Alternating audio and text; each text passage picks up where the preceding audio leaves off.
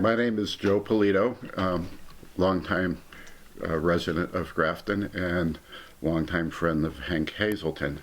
This is my wife Cindy Polito next to me, who has also had the same pleasure of spending a lot of time with Hank throughout the years. I first met Hank in 1977 when I was building a house on another street about a mile or so from here. That time Hank-san already started playing or support yeah. the Native American movement? He was already into, he already was part of RAIN, and he was doing a lot of powwows. Can you explain RAIN? What is RAIN? Oh, it's Rights for All Indigenous Nations. And an organization, I'm not sure if he started it or it was already started, but there was a very small organization, I think in New York State, just trying to help with all the injustices that have been done to the Native American people. Somehow Hank-san decided Peace Pagoda. He's sharing story about he likes to make Peace Pagoda. He had told us. Before I came here. Yeah, he had mentioned that he had met you and wanted to do a Peace Pagoda here, and I don't remember even saying anything for that. Before he had the stroke, we had several meetings. There was a small core of people that Hank trusted and allowed to pretty much communalize all his thinking along with our thinking, and to make sure that things were going the correct way with the land. He owed many thousands of dollars in back taxes and did not have any source of income to deal with that. Yeah. And Hank was also very strongly a believer in the Native American philosophy that people don't own the land, that we're caretakers of the land. And so he wanted to make sure that the land would be taken care of no matter what happened to him, and that it would be used for something positive. Right. They sort of umbrellaed Hank's with Hank as far as his idea of what Hank wanted to have done with the land, and to make sure that it was preserved and not developed. So what ended up happening after that was that the free school was able to come up with most of the money for the property to pay the back taxes, and I came up with the rest of it. And that's where I got my few acres down the road where I built the house.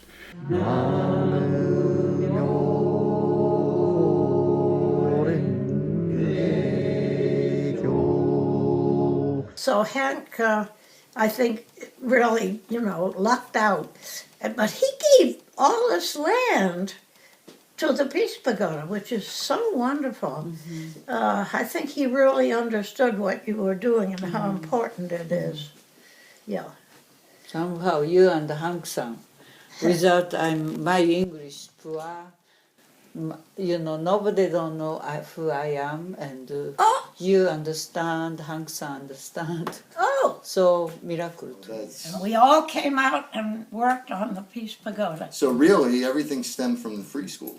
When you think about it, well, nobody would have met without the connections. It's a web. Yeah, It's all the other that way had to happen around. in order It for this all to happen. comes from the Peace Pagoda. Yes. I mean, I started So separate. but that's her connection with the free school too. Yeah, So it's sure. it's you, her, Yeah. and Hank, Yes, and the free school. yes. Helping the We've many been working he's a together. carpenter. Yes, beautiful day today. Oh, So he great. helps a lot. I come in here, I sweat. Hank's grandnephew. Oh, that's The wonderful. sun feels so much warmer when it's cold and Good to, clear. nice to meet you. What's her name? The name again? Free school head Oh. person. Yeah. She start free school. Oh, This is her decision to helping Peace I wonder if it was her that I read about then. And Probably her. she helped to Hank-san back tax. Oh, So this is What is this all, state?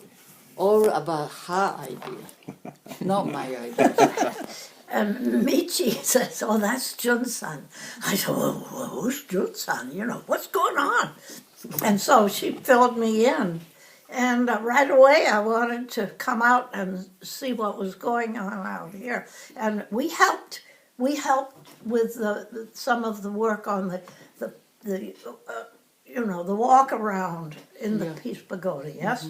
With brooms and so on, and sweeping the concrete.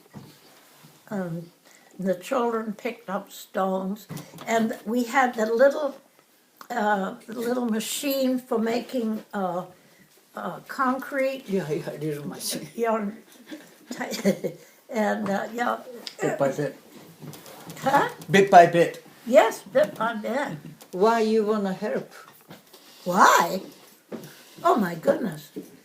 You saw me front of Liz Pearson's house, Yeah, and somehow you interest in me, yeah. and you realize after that making Peace Pagoda, right? Yes. And why you want help? How can I not help? So after you establish free school, so many wonderful teachers show up. Yes, they just Nancy, came. Betty, Yes, Chris, yes. and all teacher people start involved to helping Peace Pagoda. Yes. And all free school parents like Leue and Dorothy, all amazing parents show Yes. up and helping and that's so making- amazing. and still everybody happy to come to Pagoda, and still free school children coming here. Oh, I'm good. glad they're still involved. They helping I'm volunteer. You remember Yeah. small children, they all I'm came to so help. glad. and they're so happy here. And many children come to me, Jun-san. Oh, that's good. That's good. That's good. It's so beautiful. Just I keep going. thinking about when Katsan was in the New house, Yeah. and the little children would come and they'd take them, and This is India. Gandhi was the one who called Guruji. Yeah. That was good. Yeah, Gandhi called my teachers. Yeah. Guruji. So Yes. the Guruji meaning teacher. Oh, yes. So Sure. Yes. So Gandhi called to my teacher Guruji, Yes. You know, so my teacher is so surprised. You Yes, know. yes. So it's very interesting. Yes. So you have a message to free school people to taking care of this land. What's your message? Can you understand my Yeah, for the new free school people that are coming to Grafton and know about this place, is there a message you want to send to them? Yeah. Let them know, the next You generation. mean, well, don't they know already? Whoever can remind them of the connection between the free school and the pagoda, that's what I would like to keep. Make sure that they always remember that there's a strong connection there. Because I think it's important that children know, you know. Why so important? Oh, Johnson, you guys are the only people in the world who say the same thing decade after decade after peace, peace, peace, peace, peace, peace, peace. Yeah. Well, thank you so much. This is a great message for the next generation who need this connection, because they may lose this connection. So we want to be able to bridge that. Very good. Thank you. Thank Yeah, you. thank That's you. right. That's Thank right. you. That would be wonderful.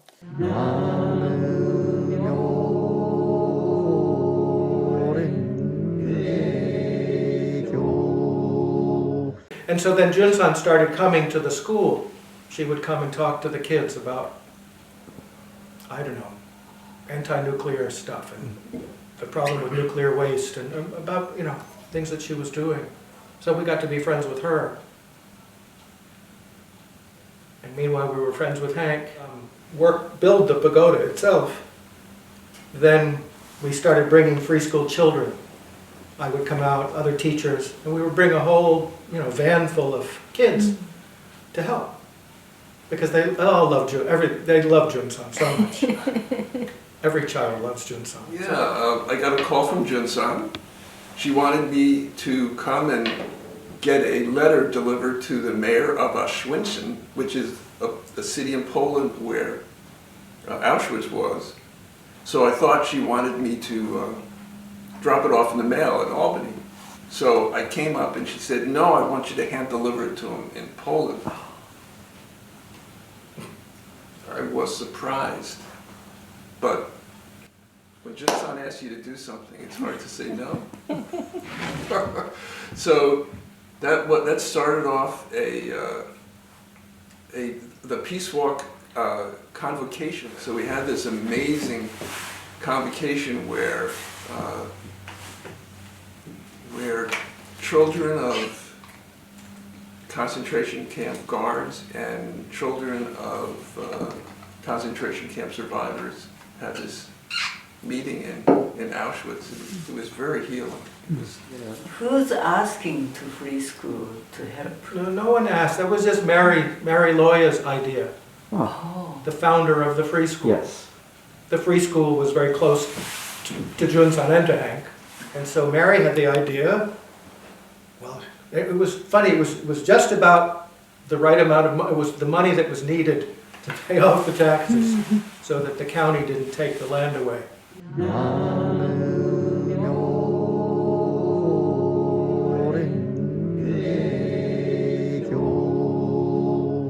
Thank you for the invitation to come here today. Because I knew Hank a long time ago when I was a younger guy, and he was our friend. And for the Mohawk people to say that a friend is not easy because of history.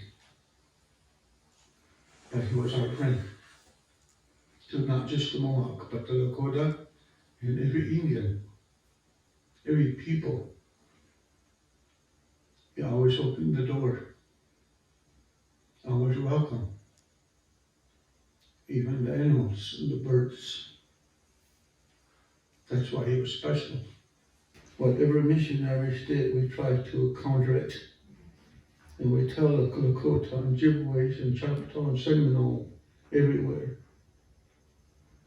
don't stop our sun dances, don't stop our sweat lodges, don't stop our green corn dances, don't stop the Aga ceremony that the Creator gave to us. Don't stop the songs and the ceremony for the Mother Earth, because she needs to continue to give to the life of every living thing. So we travel all over, and that's how come Hank invite us to come here. Sometimes we were toured, we come here to rest and stay at his house and talk to him, dance with him and whatever. That's how we knew him. He says, anytime light is always on. Lakota, Mohawk going through, this is your home too, he says. There's a certain times of the year where we open the door spiritually, like you are doing today for Hank. So his spirit can travel here to hug you, his family, his friends.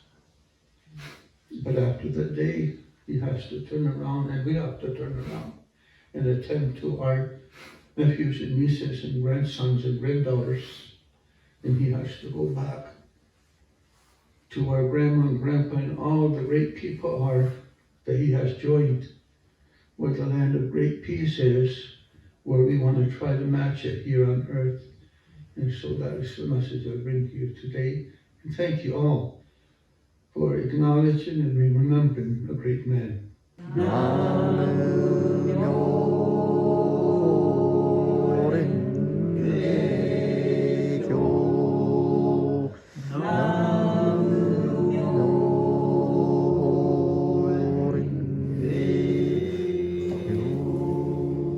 I got to know Hank. He was so involved with the native people here, and I believe he started the group called RAIN, Rights for American Indians Now. And he would go to all the powwows in the area. He was very respected. I learned afterwards he was very respected by the Six Nations. I think it was mainly the Six Nations. I'm not sure who all he worked with, but at that time there was a very famous publication called Akwesasne Notes, and it was known nationwide, worldwide, as kind of the news outlet for Native issues. And there was an article in there, almost like a full-page article about Hank Hazelton, I remember. Dennis Banks, and he was in California, and that's why he was at DQ University, because the governor at that time, Jerry Brown, gave him asylum in California. Then the governor, his term ended, and Dennis Banks ended up sneaking across the country to Onondaga.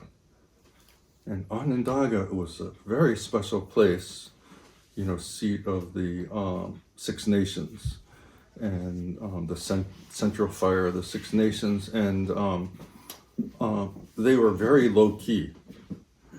So they had an agreement with the New York State that no police would come onto the reservation.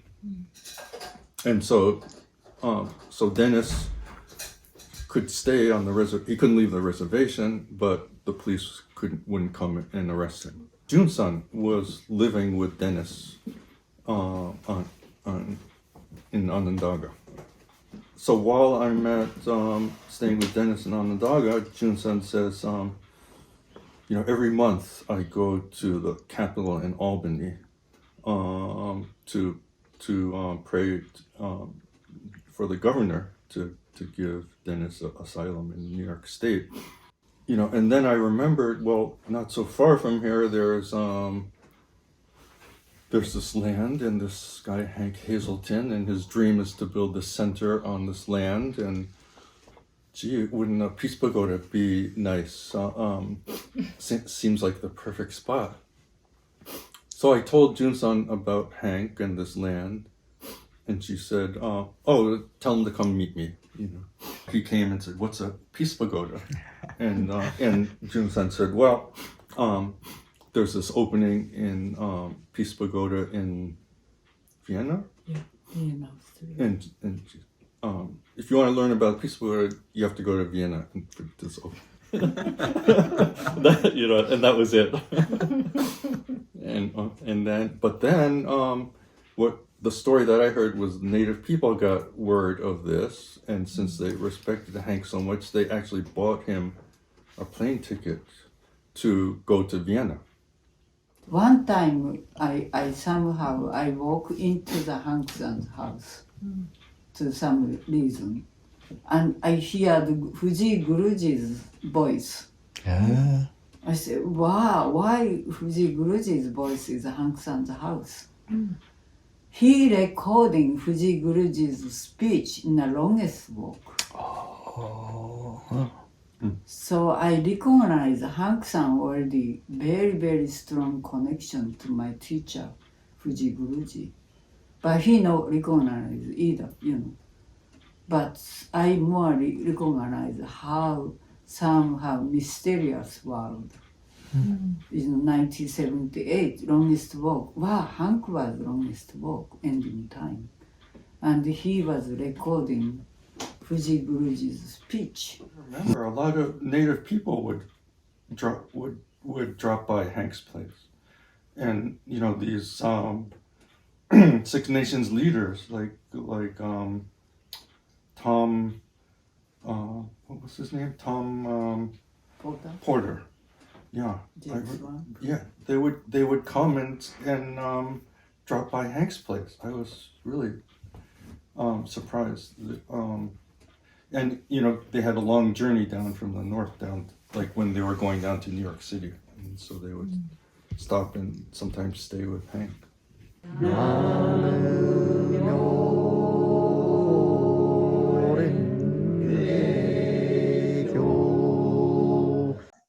And so, but while I was doing that, I was living with Hank, and we had a lot of discussions about that region and the Native Americans and how they got basically moved out by the Dutch, the English, and then the Americans, because that whole European quest was to get land.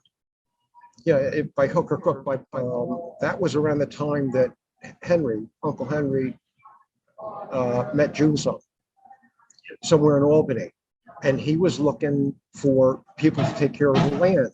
He was, I don't know, maybe he was late 70s or so, you know, in mid 70s. And so that worked out, you know, I was so glad about that. But anyway, but at that time, I'm noticing that he's really getting involved in Native American, you know, activism. Yes, and I remember him, at that time I was in New Mexico and I had some calls and I had some mail from him. I don't think I kept it, but he was very concerned about keeping that land and turning it over to either Native Americans. And then I think at that time Junsan came along and that fit because she had the same kind of attitude. And so that was just a natural, you know, evolution there when he met her. Yeah. I think I met her after the pagoda was done. I think, yeah. And she honored him. You know, it was an amazing feeling. And I said, this is right. You know, this is just the right person came along, the right group.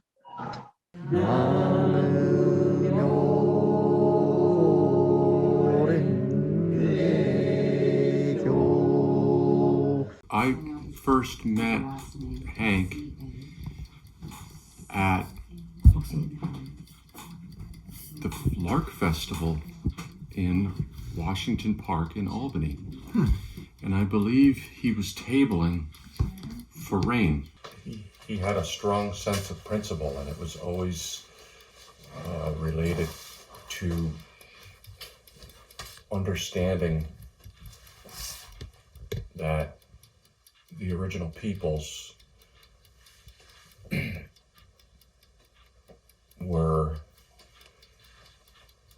one of the most important, I would say, aspects of his values towards life, and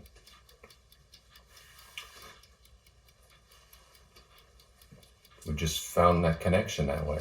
And at some point, I joined the RAIN group. I don't know how Hank originally became a steward of the property here. He bought it, and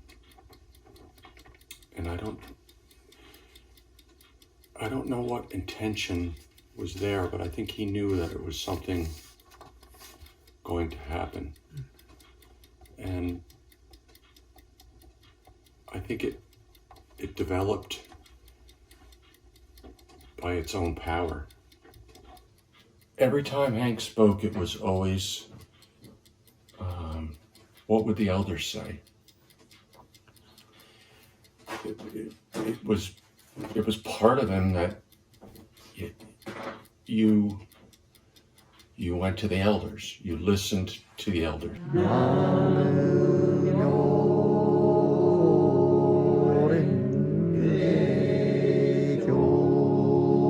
We so appreciate to the Hang-san of our land for making Peace Pagoda. After finish Peace Pagoda, I met so many people from all over the world, and people come from all different planets, come to say hello and bring to this place more beautiful energy. So more this place is more become different energy from all over the world. And still like couple days, even couple days before, many of people come from India, Burma, China, and Indonesia, from the Africa, and from the Auschwitz, Poland, and Russian, and all over the world, people somehow know this place and visiting Peace Pagoda. So I'm one of lucky person to living this place to over 30 years and connect so many beautiful people all over the world. Namu